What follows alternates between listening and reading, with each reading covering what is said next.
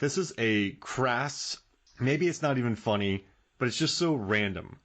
You think Christopher Walken has been killed, Gert Beefrobe or Clem, and he's underneath a sheet. And Joe just starts talking about Brandy, right? He starts talking about Brandy. And... Or it's his wife. He's talking about it. Oh, yeah, his wife. Go meet your wife in heaven, yeah. That's what it is. And I don't want to go any further, but we realize that Clem is alive by something... It's not rigor mortis. Yeah, absolutely. It's just such a stupid joke, but every time it comes on, I'm like, that's Christopher Walken. Like, obviously, that wasn't him under that sheet. But it's just... Christopher Walken is in that situation, and that's how he realizes he's alive. It's just so bad, but I love it. I'm glad it got brought up because that's my number 3 that I had written down as I'm sitting here trying to scribble on there that moment, because he's sitting there just like trying to like, you know, be sweet and like and a little bit crass. Like this is one of the most like more crass moments when he's talking about, you know, his friend's dead wife's boobs. The nice pert rack and legs go on for days. And as he's going on, you hear Walken under the sheet just going like,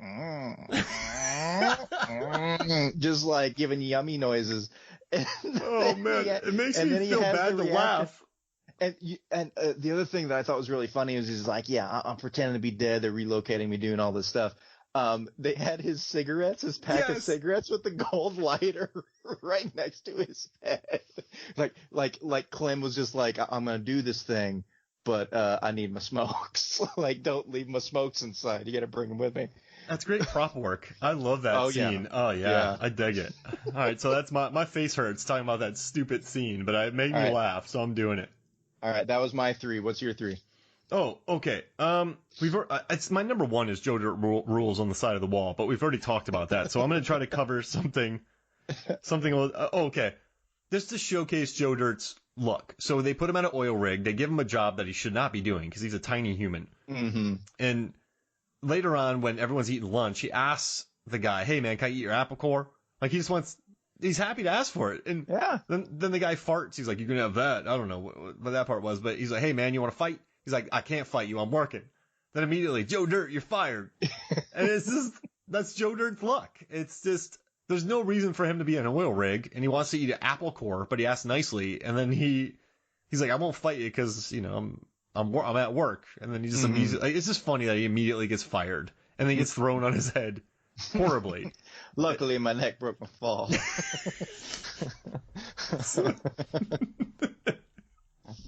I'm telling you, this is I don't care. There's little moments in this movie, and maybe, do you think it's nostalgia that we're like, because when I saw this movie, I was 19. I was 19. Yeah. Do you think it's just a 19-year-old? I mean, I was 6 years older than the target audience. Yeah, I mean, I was 2001. I was 16. Yeah, I was 15. I was 16 when it came out, and it was just it hit that just like goofy, you know, sometimes raunchy thing. And in those moments too, where he like feels threatened or feel like he has to stand up for himself, like he feels like he's got to, you know, put on that show, and he's got those quick quips and comebacks that just come really fast with a, you got something to say? Why don't you talk to the mic? Got a backup mic right here. Check 1 2, check 1 2, testing. Yep, they're hot. They don't want feedback. Just things like that I think, you know, dumb high schoolers and middle schoolers would kill to come up with like quick things like that in a moment like that, to either throw off the bully to where they don't beat the crap out of them, or to just, you know, come back with something to, you know, not necessarily defend themselves, but actually like make some sort of stand, even if it's something dumb like, you know, I'm done with that fart. You want that? Maybe it came out of Chrissy Turlington's ass.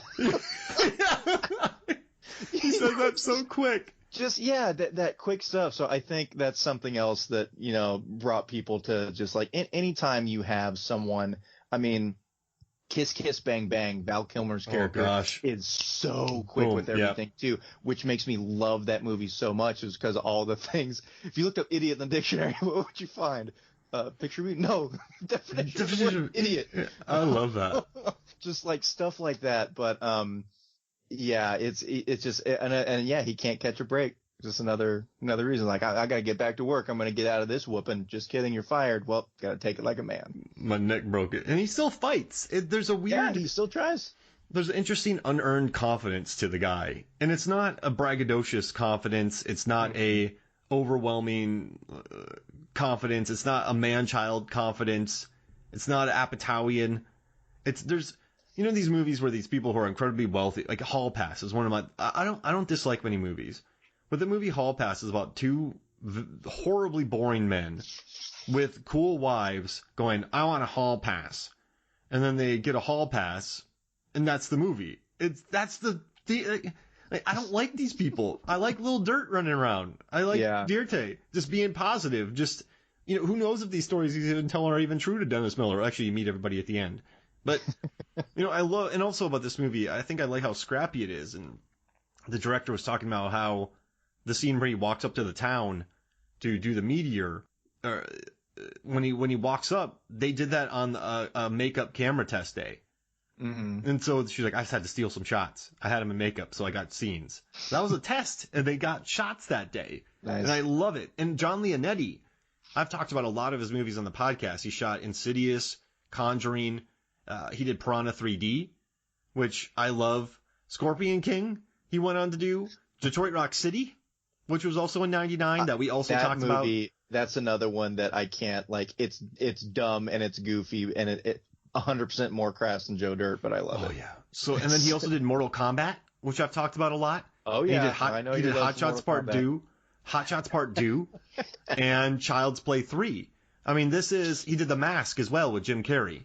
So this guy had done some comedies. So he understood, John Leonetti understood where exactly to put that camera. There's not many wasted shots in this movie because they didn't have time, but I think they just brought in pros. Listen, I have, where are my notes at here? I wrote some notes down. He eats on poop, there's poop on head, there's incest. There's just so, like, dogs humping legs, there's dogs having sex, there's dismemberment from the guy losing his foot. But it's by the guy who shot Detroit Rock City, The Mask, Mortal Kombat. It's the director. She had a lot of experience on SNL. David Spade wrote it. He had written before. You bring in all these talented co-actors or co-stars. It's just a successful little cheeky movie. And my problem is you can't, as a critic, for me, I can't watch the 40-year-old virgin Joe Dirt and Royal Tenenbaums and rate them all on the same quality, right? Mm-hmm. Because how you have to rate, okay, this is a Wes Anderson film. This is what this is. This is Joe Dirt. This is what it is. And I think for what it is, Joe Dirt is a good little movie. Mm-hmm. If that makes sense. Yeah. It's hard to, in that sense of like giving, critics have a rough job, man, trying to give ratings and recommendations. And when you have Joe Dirt against Royal Tenenbaums or like whatever, like how do you take two movies that are so different that are gonna appeal to so like different audiences and say, well, this one's better. Well, why? Like why do it's just I mean, and things like Rotten Tomatoes and the differences in the audience and the critic scores shows that. Like I think there's a certain amount of people just that are going to say, I loved that movie just if a critic says that it sucked, because there are those people that are going to say, well, you can't tell me what to think. Who the hell are you? I'm going to like this just because you don't. There's going to be that kind of stubborn. Well, look at what happened with DC. We were working Comic-Cons during a lot of these movies that came out. And you could see the Marvel fans with a lot of hubris, with their chest puffed out. Yeah. And then you had the DC fans who were just, fricka, you don't understand. You don't understand. And then Marvel fans were just, Well, and it's funny because, I have a very good friend who adores all the DC movies for what they are. Like, he's not going to compare them to Marvel and say, well, they did this and they did that.